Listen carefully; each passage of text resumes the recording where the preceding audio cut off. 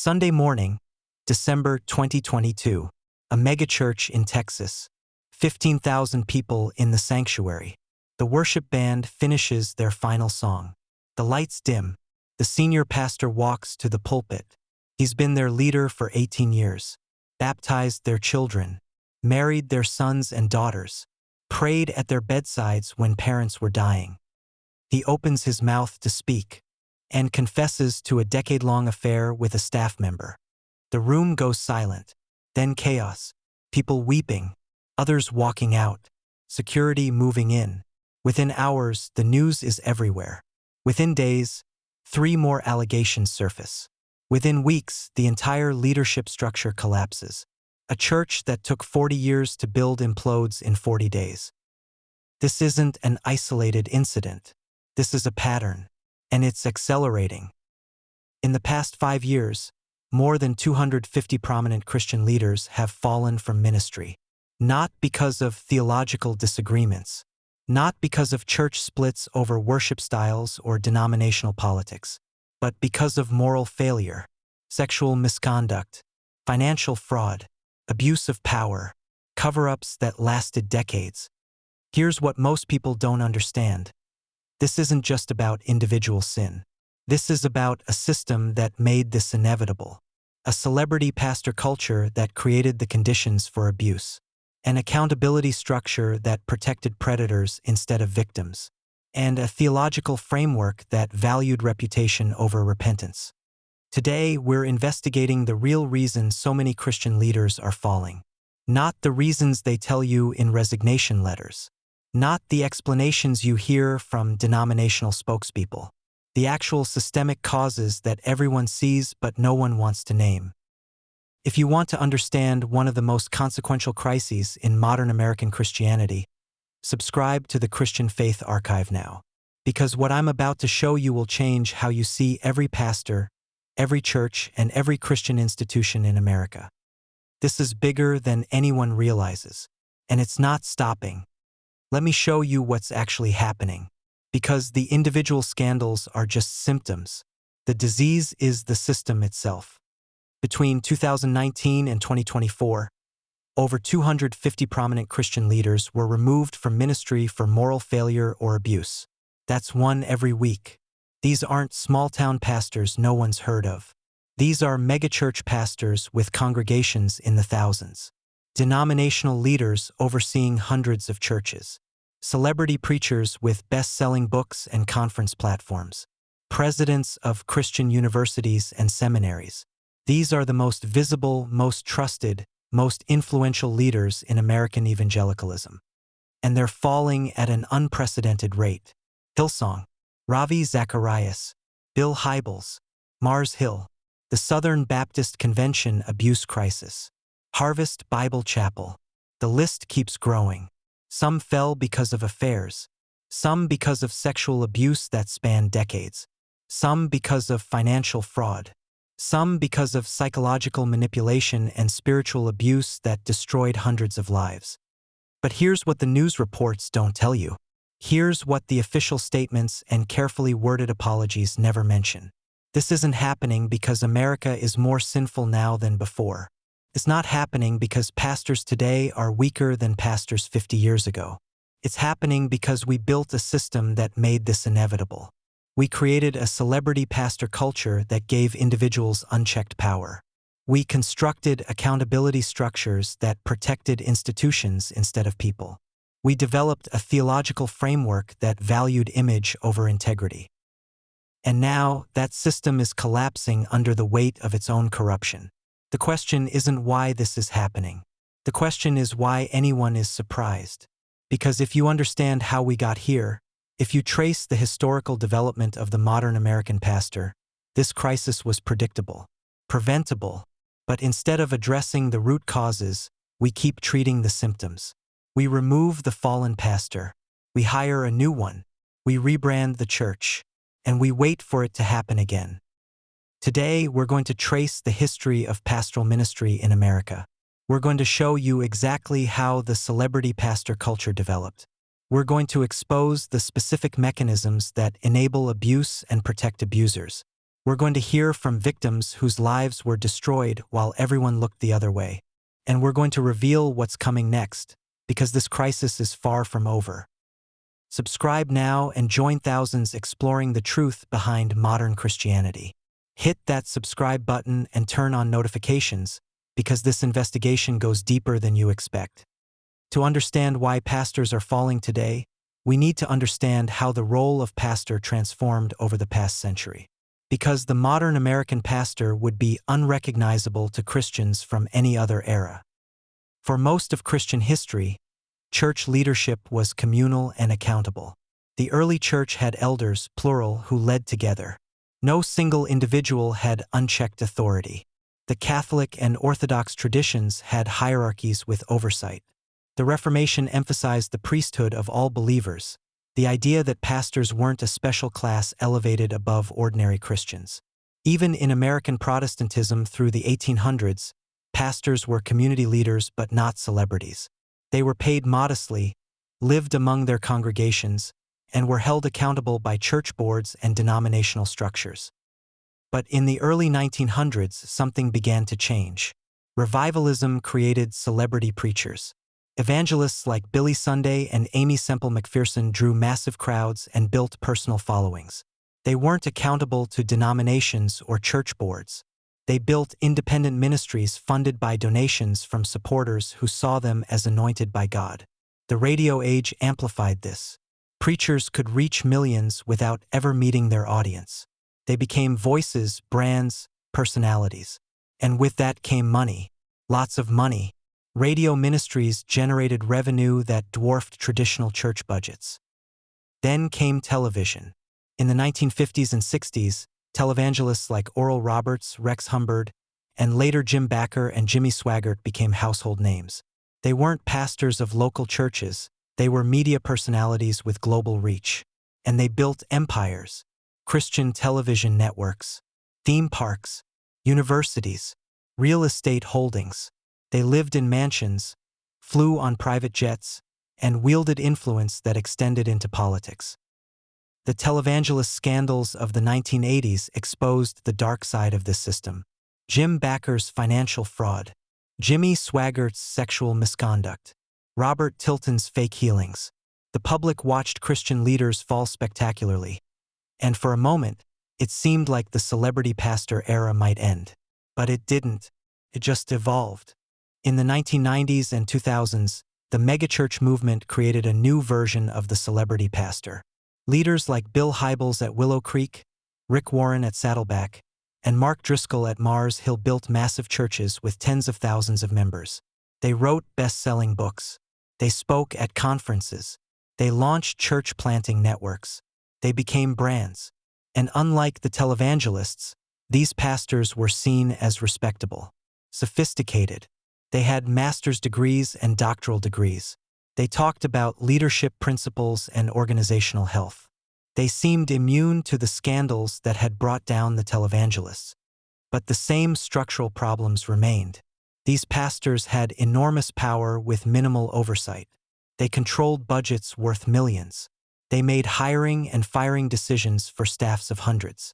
They set theological direction for entire church networks.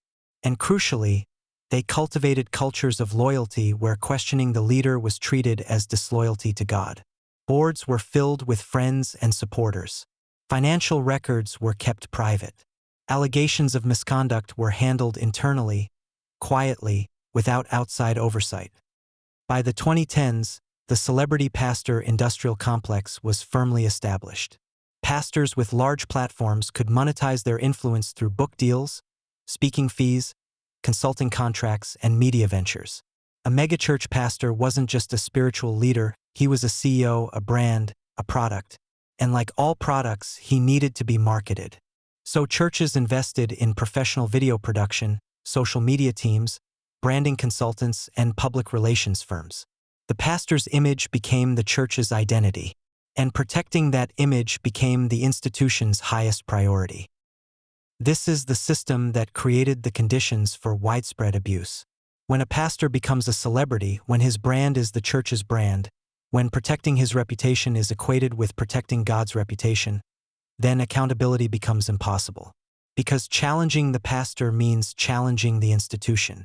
Exposing the pastor means destroying the church. And so victims are silenced. Evidence is buried. And the cycle continues. Until it doesn't. Until the evidence becomes too overwhelming. Until the victims become too numerous. Until the pattern becomes undeniable. And that's where we are now. Let me show you the specific pattern that keeps repeating. Because once you see it, you'll recognize it everywhere. Step 1. A charismatic leader builds a large, influential ministry. He's gifted, compelling. People are genuinely helped by his teaching. The church grows rapidly. He becomes the face of the movement. His personality is the church's identity. Step 2. The culture shifts from church to cult of personality. Staff members talk about being on his team. Loyalty to the leader becomes equated with faithfulness to God. Criticism of the pastor is treated as divisiveness. People who raise concerns are marginalized, pressured to be silent, or pushed out. Step 3. The leader becomes increasingly isolated from accountability. The board becomes filled with personal friends, family members, or people whose livelihoods depend on staying in the leader's good graces. Financial oversight weakens. Decisions are made unilaterally. The pastor surrounds himself with people who will never say no. Step 4. Abuse begins or intensifies. Sometimes it's sexual, affairs with staff members, inappropriate relationships with counselees, or in the worst cases, predatory behavior toward the vulnerable. Sometimes it's financial misuse of church funds, undisclosed business dealings, lavish personal spending justified as caring for God's servant. Sometimes it's psychological manipulation, bullying, spiritual abuse, creating environments of fear and control. Step 5. Allegations surface. Someone speaks up. Maybe a victim. Maybe a staff member who witnessed something. Maybe a board member who discovered financial irregularities. The institution's response determines what happens next. Step 6. The cover-up. In almost every major scandal, the initial response is to protect the leader and the institution rather than address the allegation. Victims are pressured to stay silent. NDAs are offered. Private settlements are reached. The board investigates internally and finds nothing wrong. Or they acknowledge mistakes, but frame them as minor failures in judgment rather than systemic abuse. Step 7. More victims come forward. Because abuse is never isolated. When one person breaks silence, others realize they're not alone. Patterns emerge. The single incident becomes a decades-long history. The misunderstanding becomes clear predatory behavior. Step 8. The fall. Finally, the evidence becomes overwhelming. Media reports break the story. Victims refuse to be silenced. The leader resigns or is removed. The church issues a statement expressing disappointment and promising to learn and grow. But by then, the damage is catastrophic. Let me give you specific examples because this pattern has played out repeatedly in recent years. Bill Hybels at Willow Creek. Allegations of sexual misconduct spanning decades. Initial denial. Board investigation that exonerated him. More victims coming forward. Eventually, resignation. But not before the church and his supporters spent months defending him and attacking his accusers. Ravi Zacharias, one of the most respected Christian apologists in the world. After his death, an investigation revealed decades of sexual abuse. Massage therapists coerced into sexual acts. Women manipulated and exploited. An entire organization built to facilitate and cover up his abuse. The report documented hundreds of text messages, photographs, financial transactions. This wasn't hidden sin, it was systematic predation enabled by institutional protection. Mark Driscoll at Mars Hill. Psychological abuse of staff. Financial mismanagement.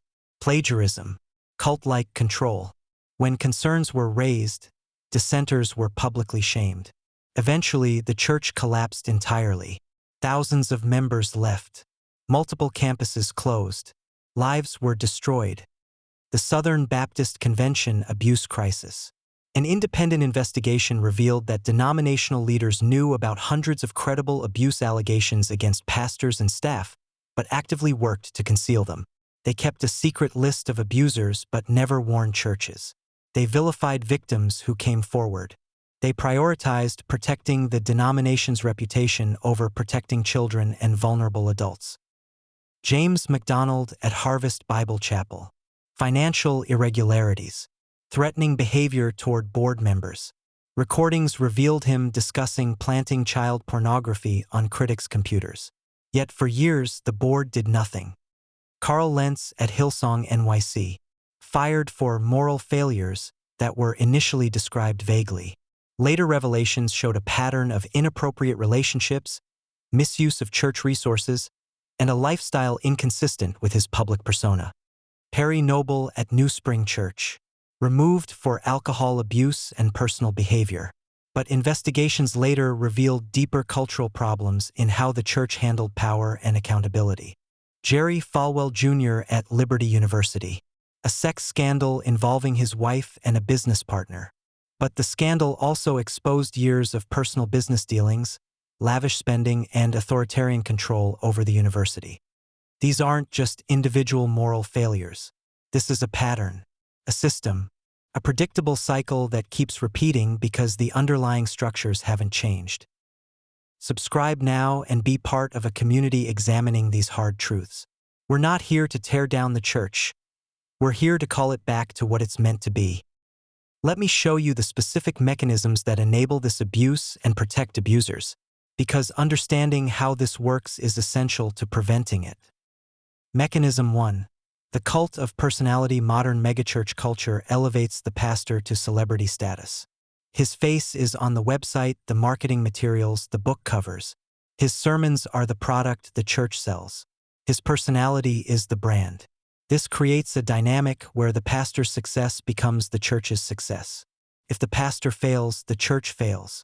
So the institution has a vested interest in protecting the pastor at all costs. Staff members become personally invested in the leader's reputation. Challenging him means risking their jobs, their community, their identity. Mechanism 2. Financial incentives. Large churches generate enormous revenue. Megachurch pastors can earn six-figure salaries, plus housing allowances, plus book royalties, plus speaking fees. Some earn over $1 million annually. Boards often have conflicts of interest, members whose businesses benefit from church contracts, or whose personal relationships with the pastor make objective oversight impossible. Financial records are often kept private. Members don't know how much their pastor earns or how church funds are spent. This opacity enables misuse. Mechanism 3.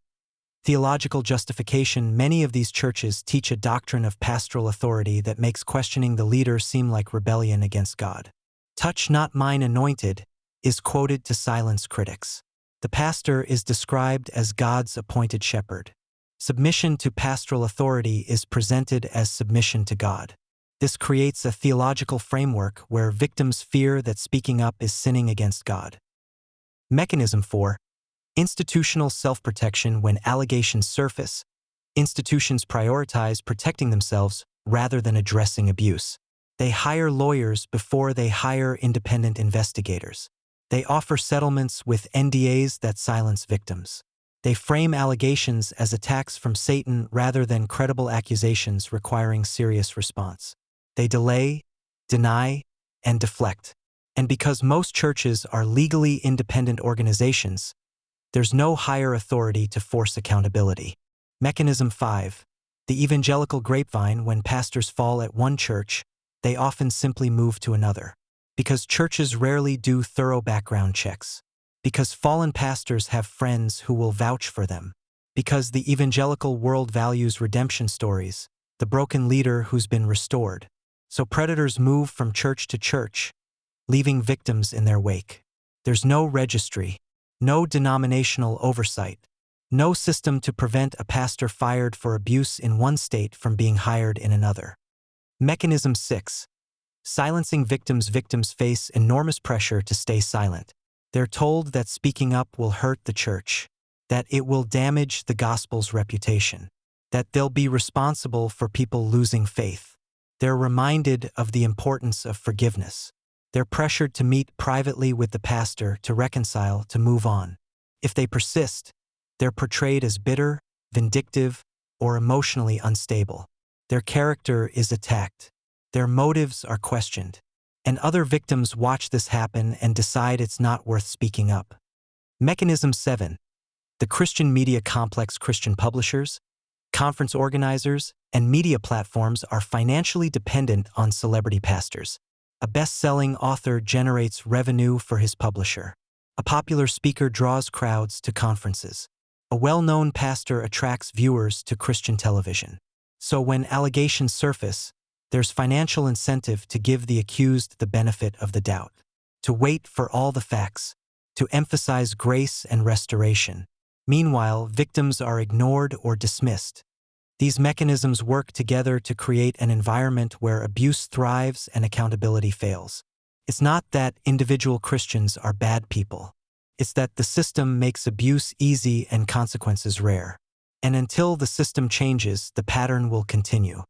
Let me show you what this looks like for real people. Because behind every scandal are human beings whose lives were destroyed.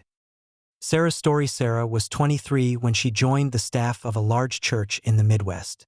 She was passionate about ministry, eager to serve. Her senior pastor was charismatic, respected, influential.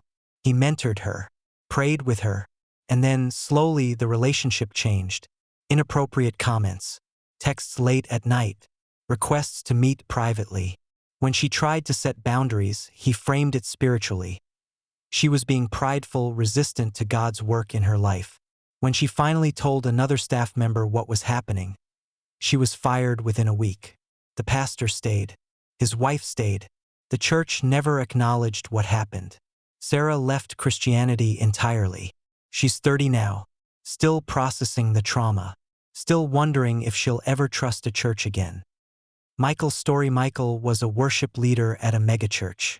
He witnessed financial irregularities, church funds being used for the pastor's personal expenses, contracts given to the pastor's family members without proper oversight. He raised concerns with the board. They thanked him for his diligence and told him they'd look into it. Nothing changed. When he pressed further, he was told he was being divisive, that he didn't understand how large organizations work, that he needed to trust leadership. When he threatened to go public, he was fired and escorted from the building. His non-compete agreement prevented him from working at any other church in the area. He lost his career, his reputation, his community. He works in marketing now, hasn't attended church in 5 years. Jennifer's story. Jennifer was abused by her youth pastor when she was 16. It started with inappropriate messages, evolved into a physical relationship. He told her it was special, that God had brought them together, that she was mature for her age. When it ended, she was devastated. She told her parents. Her parents told the church leadership. The youth pastor was quietly moved to another position. No police report was filed. No investigation conducted. Jennifer was encouraged to forgive and move on. She's 42 now, married, 2 kids, but she still has nightmares, still struggles with intimacy, still carries shame that wasn't hers to carry. And the youth pastor? He's a senior pastor now at another church. David and Rachel's story. David and Rachel attended Mars Hill for 8 years. They volunteered, gave generously, raised their kids in the community. They watched Mark Driscoll's leadership become increasingly authoritarian. Staff members fired for asking questions. Families pushed out for disagreeing. A culture of fear where everyone was afraid to be honest.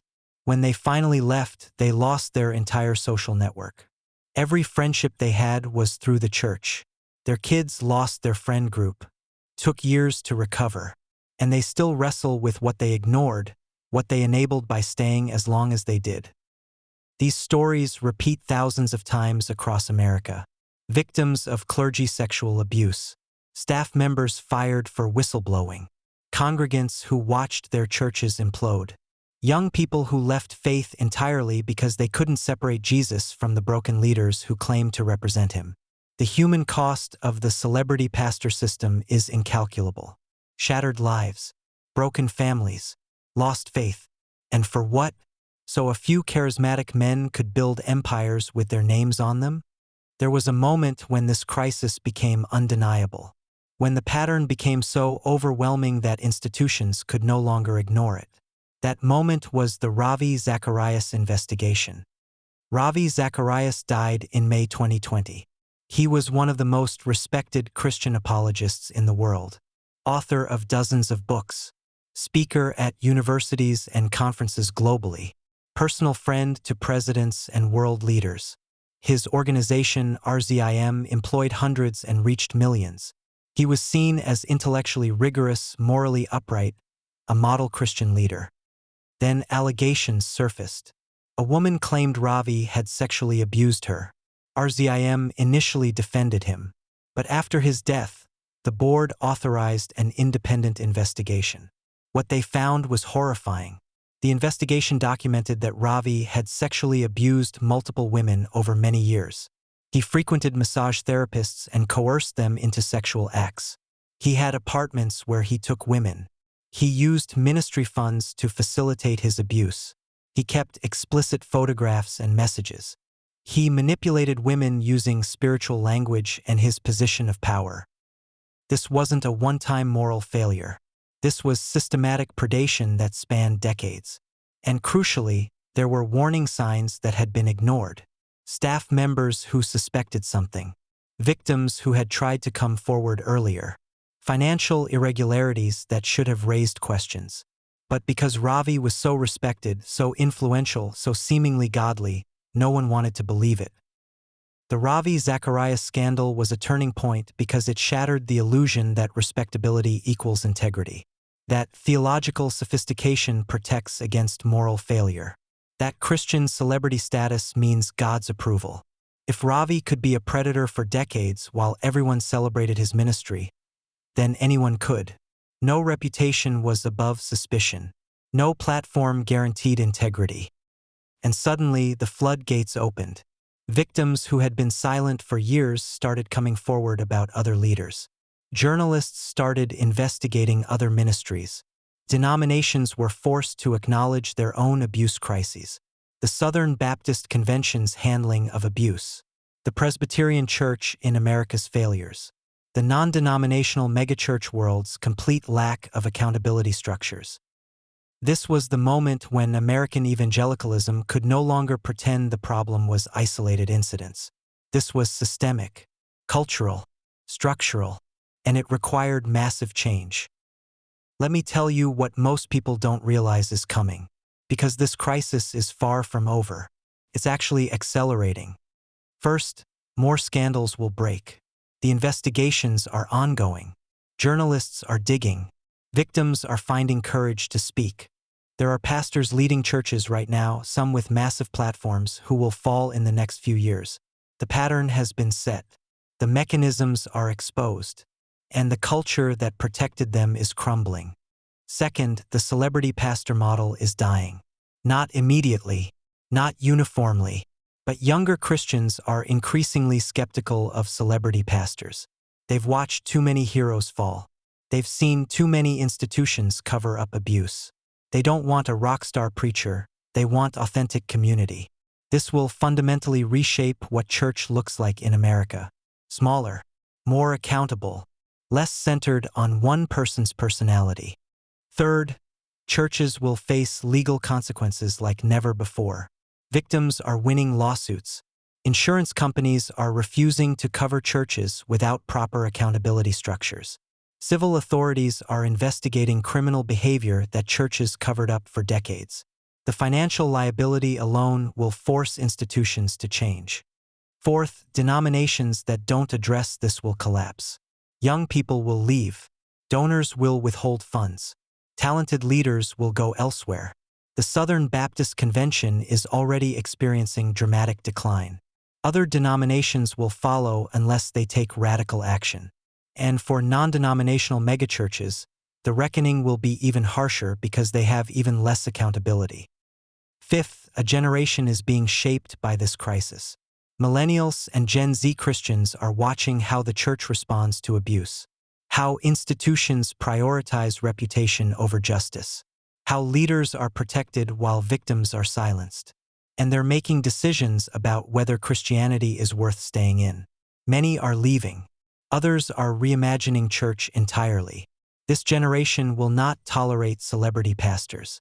They will not accept unchecked authority. They will not stay in institutions that prioritize power over people.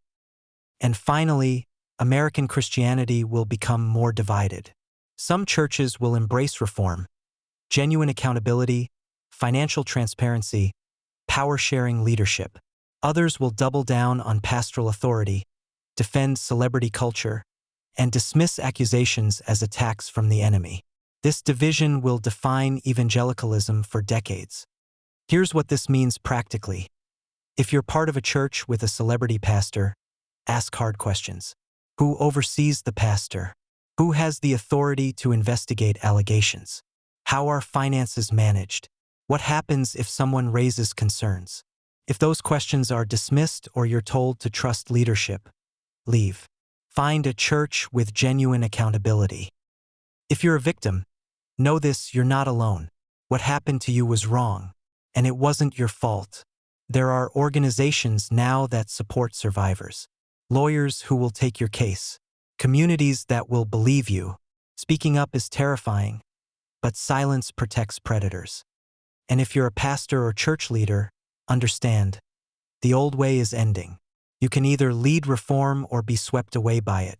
Embrace accountability, share power, be transparent, and for God's sake, prioritize people over reputation. Subscribe to Christian Faith Archive right now if this investigation has opened your eyes to what's really happening. Hit that subscribe button, turn on notifications, and share this with every Christian you know. Because the church needs to face this crisis honestly if it's going to survive. In Matthew 23, Jesus reserves his harshest words not for sinners but for religious leaders who abuse their authority. He calls them whitewashed tombs, beautiful on the outside, full of death on the inside. He warns that they will face greater judgment because they knew better. They had the truth. They had responsibility. And they used it to harm instead of heal. The fallen pastors we've talked about today aren't victims. They're not heroes who stumbled. They're not anointed leaders who made mistakes. They're people who were given sacred trust and used it for personal gain, sexual gratification, and institutional power. And the systems that protected them are guilty too. But here's what I want you to hear. The failure of leaders doesn't mean the failure of Jesus. The corruption of institutions doesn't mean the gospel is false. The abuse of power doesn't mean power itself is evil. It means we've confused human celebrity with divine authority. We've built kingdoms for men instead of pointing to the kingdom of God. The church in America is being shaken, and that's painful. But maybe it's necessary. Maybe the structures that need to fall should fall. Maybe the institutions that protected abusers don't deserve to survive.